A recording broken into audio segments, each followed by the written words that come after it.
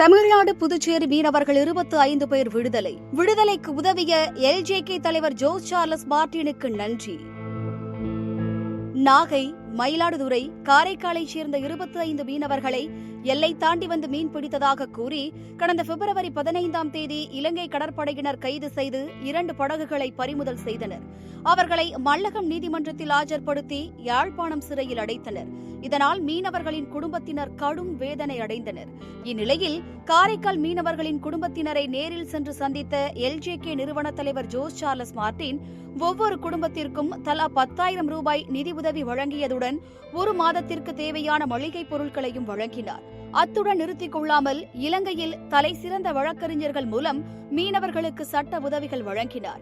மேலும் சிறையில் அவர்களுக்கு தரமான உணவு, சுகாதாரம் உள்ளிட்ட சட்ட உரிமைகளை உறுதி செய்தார்.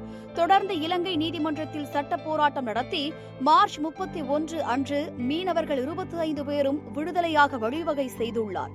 இதனைத் தொடர்ந்து கொழும்பு அழைத்துச் செல்லப்பட்டு இந்திய தூதரகத்திடம் ஒப்படைக்கப்பட்ட மீனவர்கள் ஏப்ரல் 7ஆம் தேதி அதிகாலை 5 மணியளவில் சென்னை வந்தனர்.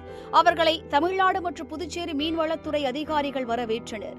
இதனையொட்டி செய்தியாளர்களிடம் பேசிய மீனவர்கள், தங்களால் தேர்ந்தெடுக்கப்பட்ட மக்கள் பிரதிநிதிகள் கூட தங்களது குடும்பத்தினரை சந்தித்து ஆறுதல் கூறாத நிலையில் லட்சிய ஜனநாயக கட்சித் தலைவர் ஜோஸ் சார்லஸ் மார்டின் தங்களுக்கு உரிய உதவிகளை செய்ததாக நன்றி தெரிவித்தனர். 11ஆம் தேதி போய் 15ஆம் தேதி நைட்டு எங்களை இலங்கை நேவல் எங்களை பிடிச்சாங்க.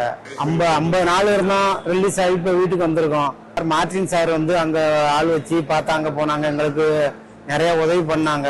அவருக்கு நன்றி சொல்ல கடமைப்பட்டிருக்கோம். எல்லாருமே எங்களுக்கு ஒருவேளை சோறு போட்டது நல்ல நிம்மதியா ஒருவேளை சோறு சொன்னோம்னா அது அவங்க வாங்கி கொடுத்த சோறு தான் சாப்பிடும்.